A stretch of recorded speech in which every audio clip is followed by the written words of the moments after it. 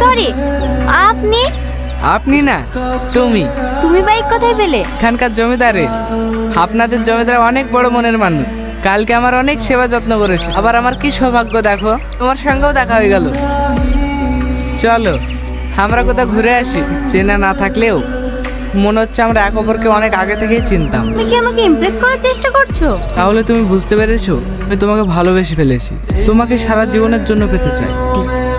আমি কখনো এমন অনুভূতি পাইনি। মাঝে মাঝে মনে হয় হাও মানুষের মনের কথা বুঝতে পারে। আমিও যে বাসে কখন তোমার প্রেমে পড়ে গেছি, কিন্তু ভয়ে বলতে পারিনি। কেন? তুমি যদি আমাকে পছন্দ না করো, সেই কারণে। আমি বাস থেকে যখন নেমেছি তখন থেকেই ভাবছি কেন বাস থেকে নামলাম। তোমার সঙ্গে যদি আরো কিছুটা সময় কাটাতে পারতাম তাহলে খুব ভালো হতো। তোমাদের গ্রামটা আমাকে একটু ঘুরিয়ে দেখাবে না?